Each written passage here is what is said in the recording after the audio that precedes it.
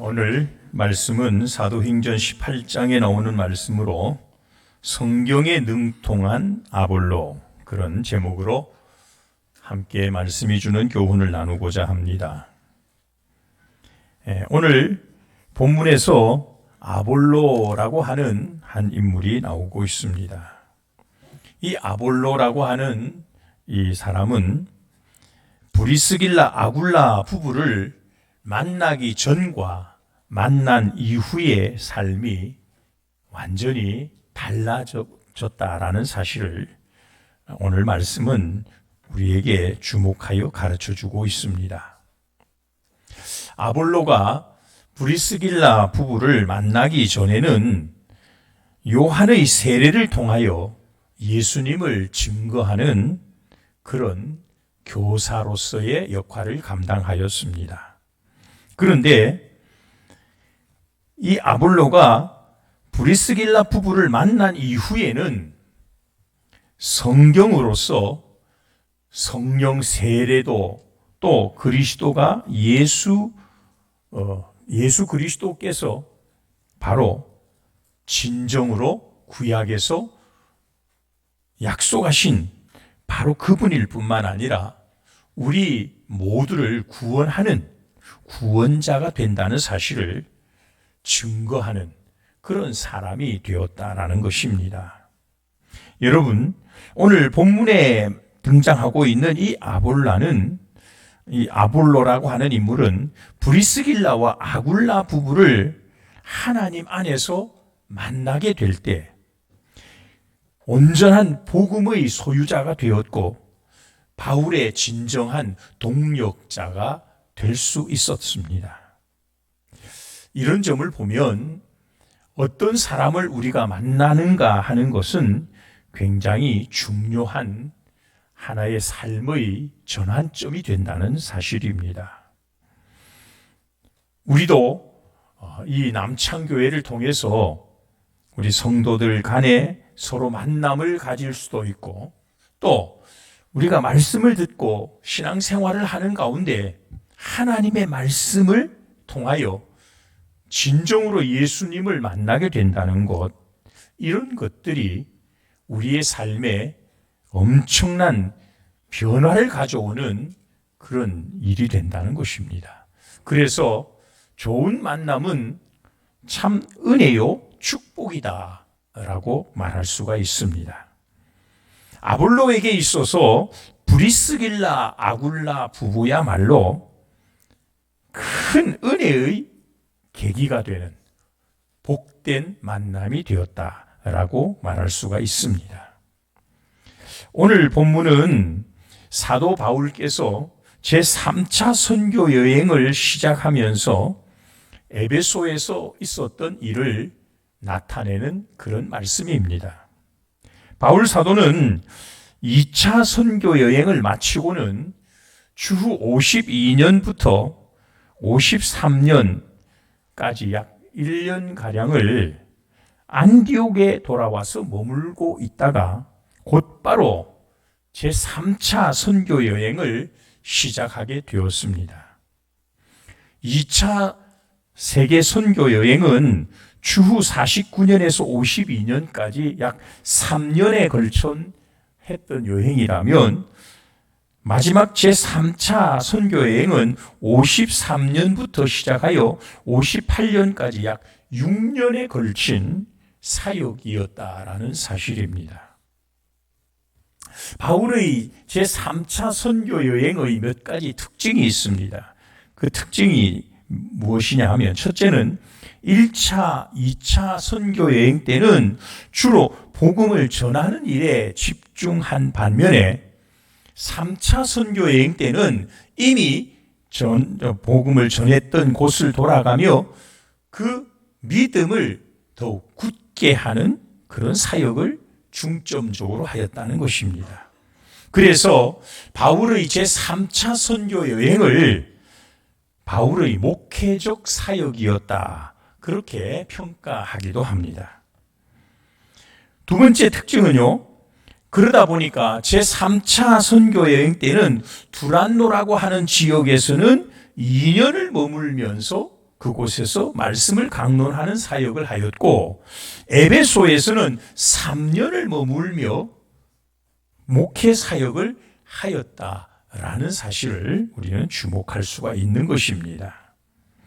그리고 바울 사도가 이 기간 동안에 고린도 전후서, 또 갈라디아서, 로마서 등을 기록하였다라는 사실도 우리는 3차 여행이 가지는 특성 중 하나라고 말할 수가 있습니다.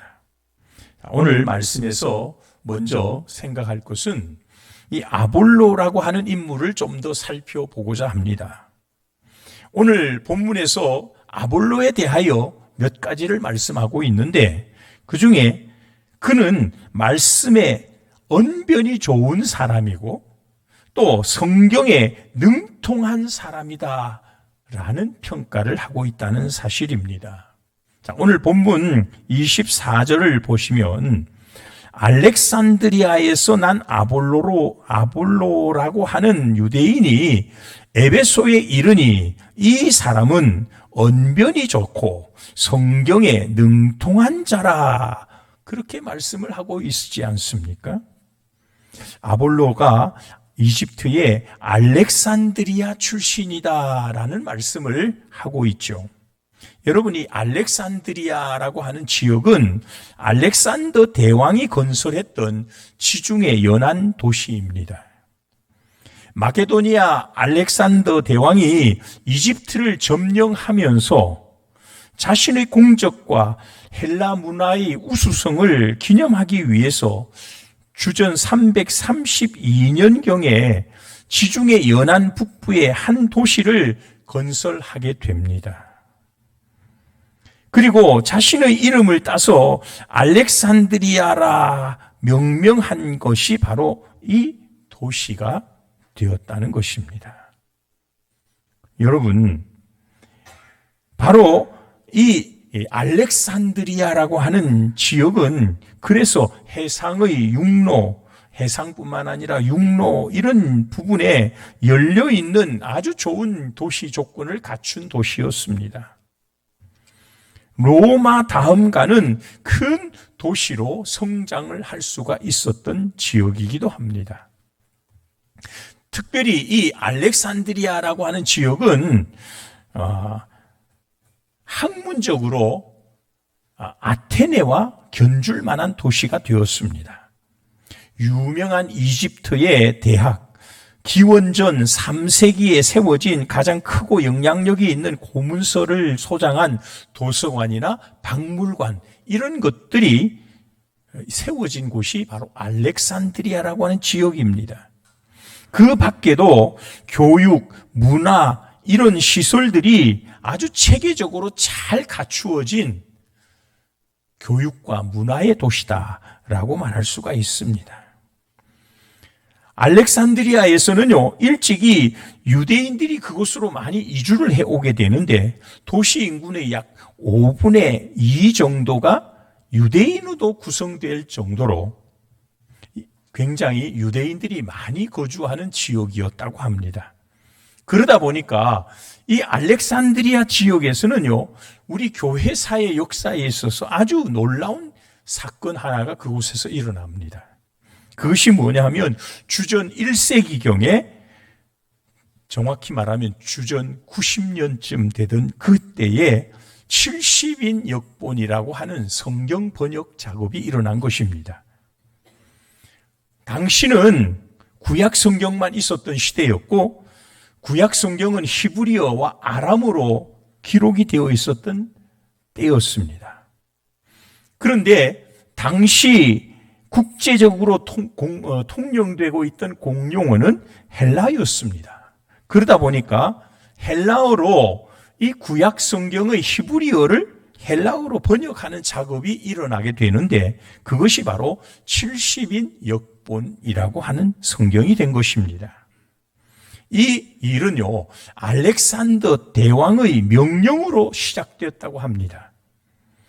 70인 역본이라고 하는 이름이 붙여진 것은 이스라엘에 모두 12지파가 있지 않습니까? 그 12지파의 6명씩을 선발했습니다.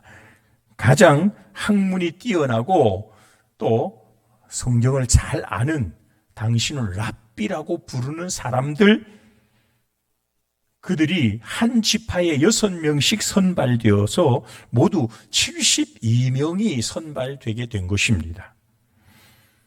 이 성경 번역 작업을 하는데도 독특한 방법으로 했다고 하는데, 그 72명을 각각의 독방에 따로따로 들어가게 하고 각자가 구약의 히브리어를 헬라어로 번역하는 작업을 시켰다는 것입니다. 그런데 여러분, 놀라운 것은 72명이 각각의 방에 들어가서 히브리어로 된 성경을 헬라어로 번역해가지고 나중에 맞추어 보니까 모두가 똑같은 번역을 했다는 거예요. 얼마나 놀라운 일입니까? 그래서 이 70인 역본은 성경의 원본과 비슷할 정도의 권위를 우리는 부여하고 있을 정도가 됩니다. 그래서 70인 역본이라고 하는 성경이 만들어지게 된 것은 기독교적 차원에서 하나님의 섭리로 보는 것이요, 또 복음을 전파하는 데 있어서 놀라운 성과를 가져오는 역사적 사건이 되었다는 것입니다. 사랑하는 여러분, 이 70인 역본으로 말미암아 당시 유대교 회당에서는 당시 모든 사람들이 통용하던 헬라어로 된 성경을 가지고 가르치기를 시작했고, 이것이 복음의 확장으로 이루어지는 계기가 되었다는 사실입니다. 그래서 이 업적이야말로 초대교회 시대에 기독교의 발전을 절대적으로 확장시키는 일에 기여한 놀라운 역사요, 하나님이 배후에서 간섭하신 역사로 우리는 인정하게 되는 것입니다. 자, 여러분, 이렇게 이 알렉산드리아라고 하는 지역은 굉장히 성경적으로 모든 세계 그 어떤 도시에서도 없었던 일을 이루어낸 도시지 않습니까? 그곳의 출신이 아볼로라는 겁니다. 무슨 말이에요? 아볼로는 그러한 성경의 배경이 있던 지역에서 문화, 교육 이런 걸 잘 배운 그런 사람이 되었다는 말이에요. 학문적으로 많은 학문을 공부할 수가 있었고, 유식한 헬라 철학자들로부터 많은 지식을 배웠던 사람이 바로 아볼로라는 사람인 것입니다. 거기에다가 그는 천부적인 언변이 풍부해서 다른 사람을 설득하는 웅변술사가 되었다는 것입니다. 구약 성경에 능통할 뿐만 아니라 이런 교육과 문화의 혜택이 풍부했던 이 알렉산드리아 지역의 출신이 바로 아볼로라는 인물인 것입니다. 아볼로의 행적을 추적해 보면 이처럼 학문의 도시였던 알렉산드리아에서 헬라 문화, 철학, 천문학, 기하학, 수사학 이런 것들을 두루두루 다 익혔던 아주 당대 뛰어난 학자로 알려지고 있다는 사실입니다. 헬라의 문화와 히브리 문화를 다 두루두루 갖춘 아주 유능한 성경학자요, 당대 꽤나 유명한 그런 사람으로 손꼽히는 사람이 바로 아볼로라는 인물이라는 사실입니다. 그가 복음적 사명을 띠고 주후 52년 여름에 에베소로 왔다는 거예요. 에베소는 당시 소아시아 중심 도시국가로서 인구가 약 30만 명 이상이나 되었던 굉장히 큰 도시입니다. 유동인구도 많아서 교역과 물류가 활발하게 이루어지는 그런 도시였다는 겁니다. 이런 시기에 아볼로가 바울 사도가 에베소를 떠난 후에 그곳으로 와서 에베소에서 예수님을 증거하는 이 일을 감당하고 있었던 것입니다. 그래서 오늘 본문 25절에 보면 그가 일찍이 주의 도를 배워 열심으로 예수에 관한 것을 자세히 말하며 가르치나 요한의 세례만 알 따름이라. 그렇게 말씀을 하고 있습니다. 아볼로는 성경에 능통하였다라는 것을 성경이 말씀하는데 이건 구약 성경에 대한 부분을 능통했다는 말이 된 것입니다. 그걸 통하여 예수님의 세례에 관한 내용도 그는 알고 있었습니다. 그래서 그는 유태인으로서 기독교의 정신을 품고 가르치는 이런 놀라운 일을 하는 사람으로 오늘 성경이 소개를 하고 있는 것입니다. 그런데 문제가 하나 있습니다. 그의 복음에 대한 수준이 아직은 불완전한 상태였다라는 것을 말하고 있는 것입니다. 그래서 이 아볼로라고 하는 인물이 성령으로 거듭나게 된 브리스길라 부부를 만나게 되는 이것이야말로 그의 삶에 있어서 놀라운 전환점을 가져온 사건이 된 것입니다. 자, 그래서 오늘 우리는 이 아볼로라고 하는 인물이 어떤 배경에서 성장하였고 얼마나 놀라운 그런 학문적 지식을 가지고 있었는가를 우리는 말씀을 통해 살펴보았고, 이제 두 번째 이 말씀에서 우리가 주목해야 할 것은 구원의 역사라고 하는 건 이처럼 단순히 성경을 지식적으로 안다고 해서 되는 건 아니라는 사실을 주목해야 한다는 것입니다. 오늘 본문에 보면 아볼로가 브리스길라 부부를 만나기 전에도 그는 성경에 능통한 자라는 말을 들었던 사람임이 분명합니다. 뿐만 아니라 일찍 주의 도를 배운 사람이다라고 말씀하지 않습니까? 그래서 예수에 관한 것도 자세히 알았고 가르치기까지 했던 사람이지 않습니까? 아마도 그는 세례 요한의 제자들로부터 회개의 세례가 무엇을 의미하는지를 배웠을 것입니다. 또 세례 요한이 왜 이렇게 물 세례를 베풀게 되었는가? 그것은 바로 뒤에 오시는 예수 그리스도의 길을 준비하는 자라는 사실도 배웠을 것입니다. 그래서 아볼로는 그런 지식들을 가지고 에베소에 있는 성도들을 그런 방면에서 잘 가르치는 인물이 된 것입니다. 세상적으로도 뛰어난 학문을 갖추었고 구약 성경에도 능통하였고 요한의 세례가 의미하는 바 예수님에 관한 것들도 자세히 알게 되었던 그가 그런 사실을 가지고 가르치고 있었다는 말이에요. 하지만 여러분, 그것으로는 온전한 구원을 이루는 일에는 부족하다라는 사실을 오늘 성경은 지적해 주고 있습니다. 그래서 이것을 곁에서 지켜보던 브리스길라 아굴라 부부가 그를 데려다가 하나님의 도를 더 정확하게 풀어 가르쳤다라는 것이 오늘 말씀에서 주어지는 또 하나의 교훈입니다. 여러분, 브리스길라 부부가 가르치고 깨우친 것이 무엇입니까? 그건 성령의 역사를 가르친 것입니다.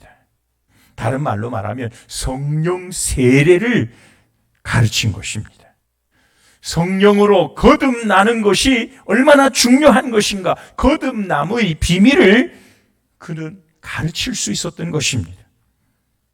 사랑하는 여러분, 브리스길라 부부는 왜 예수께서 이 땅에 인간의 몸을 입고 오셨는지, 그리고 왜 예수님이 십자가에 못 박혀 죽어야만 했는지, 거기서 끝나는 것이 아니라 예수 그리스도께서 죽은 자 가운데서 사흘 만에 부활하신 것, 또 하늘로 승천하시며 약속하신 그 성령이 오순절에 임하게 되는 이 놀라운 역사적 진리를 아볼로는 몰랐는데 브리스길라 부부는 그걸 알고 있었다는 거예요. 물론 이런 것을 알게 된 이 브리스길라 부부는 바울 사도와 동행을 하면서 바울 사도를 통해서 이런 복음의 진리를 배우는 사람이 되었을 것입니다. 이런 복음의 진리와 핵심을 알게 된 이 아볼로, 이걸 통하여 그 사실을 전하기 위해서 브리스길라 부부가 이번에는 사용되고 있는 것을 볼 수가 있습니다. 여러분, 우리가요, 신앙생활을 하면서 때로는 성경을 많이 읽고 성경에 대해서 많은 것을 배우고 성경적인 지식을 많이 쌓아가는 것, 이것도 굉장히 중요한 일입니다. 하지만 그것으로는 온전한 구원을 얻을 수가 없다는 사실을 아셔야 합니다. 왜냐하면 우리는 성령으로 거듭나야 하기 때문에 그렇습니다. 성령의 거듭남의 체험이 우리에게는 반드시 필요하다는 사실입니다. 그때 비로소 우리는 구원의 은혜를 힘있게 되는 줄 믿습니다. 또 한 가지, 오늘 말씀에서 놓치지 말아야 하는 또 중요한 교훈 하나가 있습니다. 그게 뭐냐 하면 이 아볼로라고 하는 인물이 얼마나 겸손하고 얼마나 배우고자 하는 열정이 있었는가 하는 점을 우리는 기억하자는 것입니다. 자, 26절 오늘 말씀을 보면 이렇게 말합니다. 그가 회당에서 담대히 말하기 시작하거늘 브리스길라와 아굴라가 듣고 데려다가 하나님의 도를 더 정확하게 풀어 이르더라. 그렇게 말씀하고 있지 않습니까? 여러분, 브리스길라 아굴라 부부는 예수님을 믿는다는 이유로 사실은 로마에서 쫓겨나서 고린도로 이주했던 사람이지 않습니까? 그 고린도에서 바울 사도를 만나 함께 천막 만드는 일을 하면서 복음을 전하기 시작했던 아주 신실한 바울의 동력자 부부였습니다. 고린도에서 바울 사도가 에베소로 자리를 옮길 때 이 브리스길라 부부는요, 이 고린도에 있던 모든 사업들을 다 접어버리고 바울 사도를 따라서 에베소로 옮겨왔던 인물이 바로 브리스길라 부부였습니다.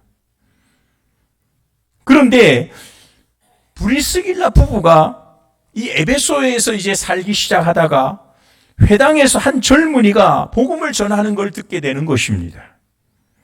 구약 성경에 기초하여 비교적 정확하게 가르치는 이 아굴라를 본 것이 아니겠습니까? 그리고 이 아볼로를 보진 것이 아니겠습니까? 그리고 그가 열심을 다해 가르치고자 하는 그 열정도 이 브리스길라 아굴라 부부는 보았던 것입니다. 그런데 문제가 무엇입니까? 이 아볼로라고 하는 이 청년이 열심을 가지고 복음을 전하는데 요한의 회개의 세례까지만 알고 있던 것입니다. 그래서 그 이후에 일어난 사건, 예수님의 십자가 사건, 부활 사건, 승천하시고 성령이 임한 사건에 대해서는 아볼로가 모르고 있었던 거예요. 그래서 브리스길라 아굴라 부부가 안타까워서 이 아볼로를 자기 집에다가 불러들이고, 그리고 나서 복음의 아직 그가 알지 못하는 성령 세례 부분부터 시작해서 가르치기를 시작했다는 것입니다. 사랑하는 여러분, 우리가 여기서 주목해야 할 것이 하나 있습니다. 아볼로라고 하는 인물은 오늘 말씀에서 대단히 유명한 사람이지 않습니까? 이 아볼로라고 하는 사람은 일찍이 주의 도를 배웠던 사람이지요. 학문과 지식이 풍부한 사람이지요. 언변이 좋아서 다른 사람들에게 많은 가르침에 많은 사람들이 호응을 하는, 요즘 말로 말하면 아마 일타 강사쯤 되는 인물이 되었을 것입니다. 그런 이 아볼로가 어떻게 보면 아주 무명인 브리스길라 아굴라 부부, 천막 제조 사업을 하는 그야말로 평범한 일반 성도에 지나지 않는 이 브리스길라 부부로부터 진리의 말씀을 배우고 있지 않습니까? 이건 뭘 말합니까? 그가 자기의 기존 지식에 도취해 폐쇄적인 사람이 되지 않았다, 그 말을 말하는 것입니다. 자기가 많은 학문을 가지고 있다고 아는 척하고 잘난 척하지 않았다, 그 말입니다. 나는 배울 만큼 배웠고 나는 알 만큼 안다, 그러니 다른 사람들에게 대해서 귀를 막고 가르치기만 하고자 하는 사람이 아니었다, 그 말이에요. 자기보다 훨씬 학문적으로는 뒤처지고 있었지만 그 사람이 말하는 그 일에 대해서 열린 자세를 가지고 배우려고 하는 겸손의 사람이 바로 아볼로였다라는 것을 말씀하고 있는 것입니다. 제가 앞에서 언급했던 것처럼 이 아볼로라고 하는 인물은 알렉산드리아 출신의 유대인이지 않습니까? 그 누구와도 견주어서 뒤처지지 않을 만큼 당대 최고의 지성인입니다. 당대 아주 유능한 웅변가요, 달변가입니다. 그런데 그는 처음 만나게 된 브리스길라 아굴라 부부, 중년의 부부에게 복음의 진리를 전해 듣자 그 앞에 겸손하게 말씀을 받고 있었다, 그 말입니다. 여러분, 겸손이 뭔 줄 아십니까? 상대방이 나보다 약하고 부족하고 어리석게 보인다고 해도, 또 나와 전혀 다른 가치관과 생활 방식을 가졌다고 하더라도 그 소리에 귀를 기울이고 내 자신을 낮추는 것, 그런 자세가 겸손임을 아셔야 합니다. 당대의 최고 학자라고 자부할 수 있는 아볼로 아닙니까? 구약 성경의 정통한 엘리트였습니다. 천막 제조 사업을 하는 브리스길라 아굴라 부부는 그에 비하면 그저 평범한 사람에 불과한 사람입니다. 이런 뛰어난 학자가 평범한 일반 성도에게 지금 배우고 있는 자세를 오늘 성경은 말씀하고 있는 것입니다. 당시 아볼로는 회당에서 선생님으로 다른 사람을 가르치는 위치까지 인정받고 있었던 사람이지 않습니까? 그런에도 불구하고 아볼로는요, 참 겸손한 사람이에요. 이 브리스길라 아굴라 부부를 통해서 그가 전해주는 말씀들을 그대로 수용하며 겸허하게 배웠다, 그 말입니다. 사랑하는 여러분, 아볼로라고 하는 인물은 이처럼 인격적으로도 참 뛰어난 사람이다라고 말할 수가 있습니다. 많은 사람들이요, 믿음으로 충고하게 되면 잘 받지를 않아요. 잘못된 부분을 말씀으로 이렇게 가르치면 오히려 원수처럼 대하는 경우들이 간혹 있습니다. 그에 비한다면 이 아볼로라고 하는 사람은 그런 해박한 지식을 가지고 많은 사람들에게 인정을 받는 교사의 위치에 있었으면서도 오히려 그는 배우는 일에는 적극적인 사람이 되었다, 그 말입니다. 그래서 이 아볼로는 정말 훌륭한 초대교회에 그야말로 없어서는 안 되는 중요한 인물이 될 수 있었던 것입니다. 나중에 후에는 이 아볼로가 아가야 지역, 고린도 지역에 가서 놀라운 부흥을 이루는 사람이 되었다는 그런 전해지는 얘기가 있습니다. 이제 말씀을 정리하려고 합니다. 사랑하는 성도 여러분, 우리 인생의 삶에서 또 신앙생활에서 우리는 어떤 사람을 만나게 되는가 하는 것은 우리의 삶을 전환하는 데 있어서 굉장히 중요하다는 사실을 기억하시기 바랍니다. 오늘 아볼로가 브리스길라, 아굴라 부부를 만났다는 것은 그가 살아가는 삶에 있어서 복음을 전하는 복음의 일꾼으로서 새로운 전도자로서 삶의 전환을 가져오는 그런 만남이 되었다는 사실입니다. 사랑하는 여러분, 또 아볼로가요, 이런 많은 말씀으로 가르치고 있었지만 사실은 그는 세상적인 지식은 풍부했습니다. 또 구약 성경에는 정통한 인물도 되었습니다. 하지만 거기에서 만족해서는 안 된다는 사실도 우리는 잊어서는 안 됩니다.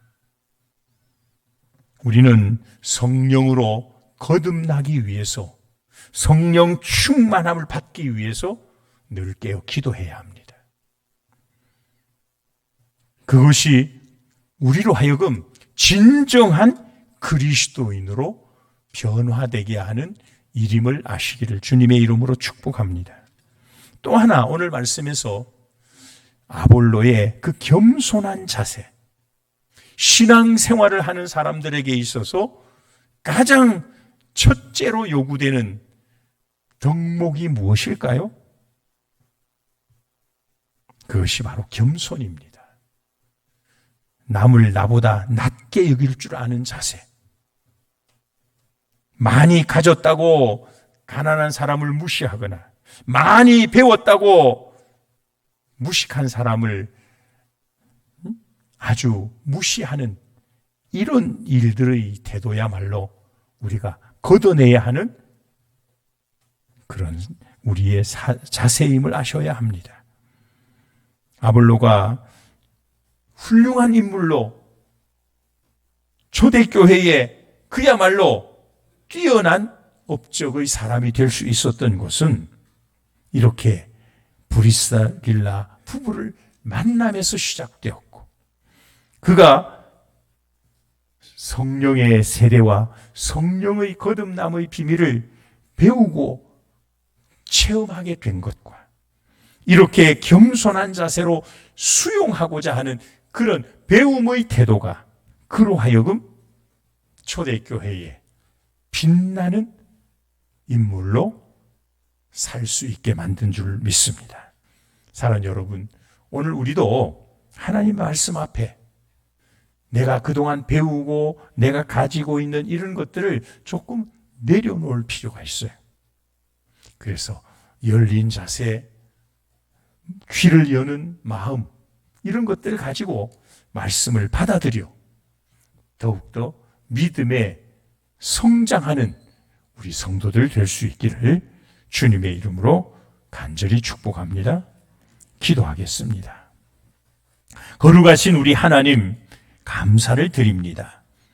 오늘 사도행전에 나오는 이 아볼로라고 하는 인물을 통하여 주시는 교훈을 함께 나누었습니다.